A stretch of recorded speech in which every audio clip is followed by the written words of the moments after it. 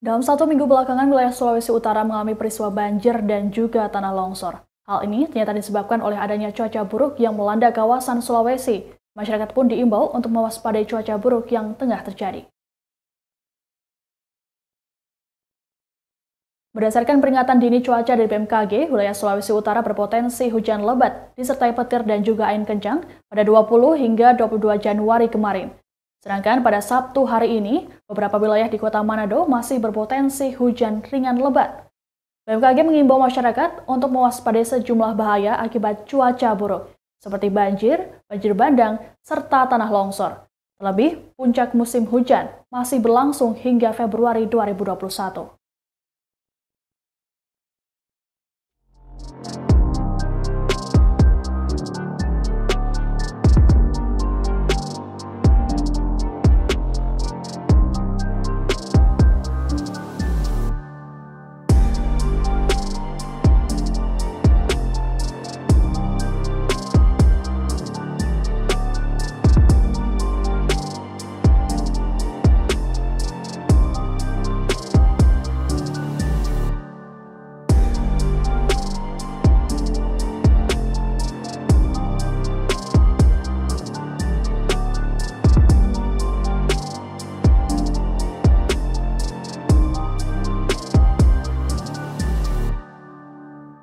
Sementara itu, hingga Sabtu siang dilaporkan air sudah mulai surut di beberapa tempat.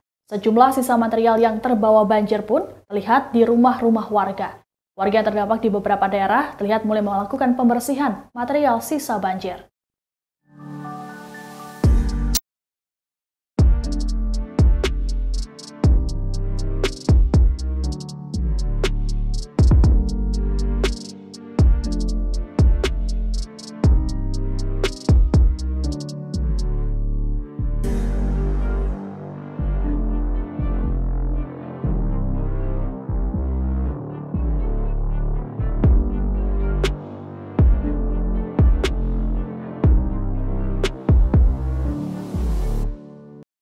Banjir yang melanda 8 kecamatan di Manado, Sulawesi Utara ini membuat sejumlah warga terdampak.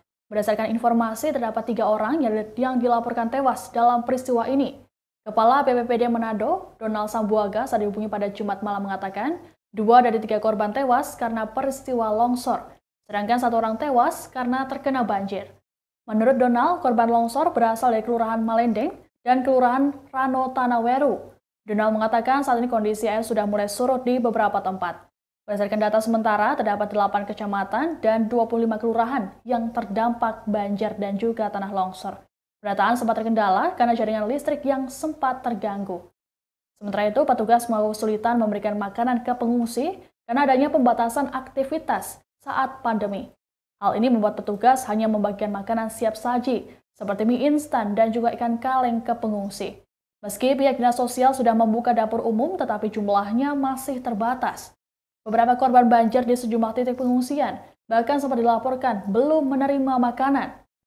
Warga di wilayah lingkungan 2 misalnya, Kelurahan Karumbasan Utara, mengaku belum mendapatkan logistik makanan. Mereka pun harus patungan untuk membeli makanan.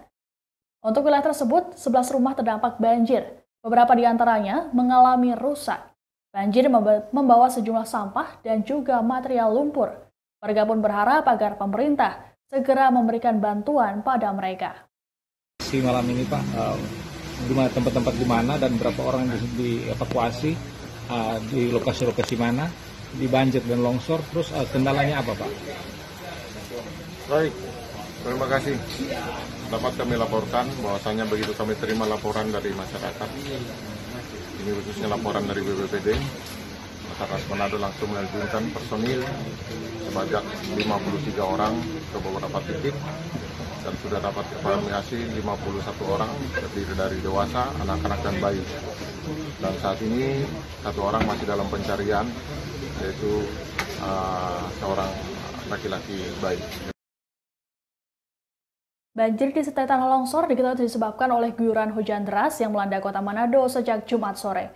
Sejumlah titik pun terkena imbas dari banjir dan juga tanah longsor ini.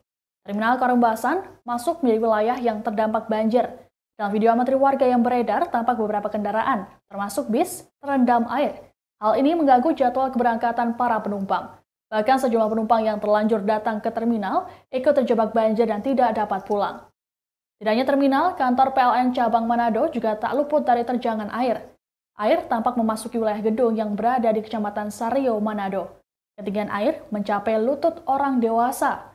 Sementara daerah yang berada persis di belakang gedung PLN tersebut, ketinggian air hampir menyentuh atap rumah. Bukan hanya itu, arus banjir juga terlihat sangat deras. Seusai terjangan air, tim SAR gabungan kemudian melakukan proses evakuasi pada para korban terdampak banjir. Sejumlah posko pun sudah didirikan oleh Basarnas untuk membantu para korban. Berdasarkan keterangan tertulis yang disampaikan oleh Kepala Kantor Basarnas Manado, Suhri Sinaga, pihaknya sudah mengevakuasi sebanyak 51 orang. Para korban terdiri dari bayi hingga lansia. Warga kemudian diungsikan di beberapa tempat yang tersebar di Manado, mulai dari Kelurahan Dendengan Luar, Malendeng, Winangun, Taas, hingga Kelurahan Sario, Kota Baru. Dalam proses evakuasi para korban, tim SAR dibantu beberapa unsur, mulai dari BPBD, TNI, Kepolisian, Pecinta Alam, dan juga potensi SAR.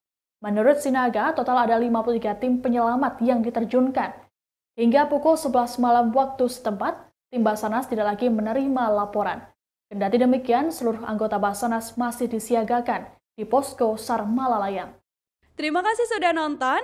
Jangan lupa like, subscribe, dan share ya.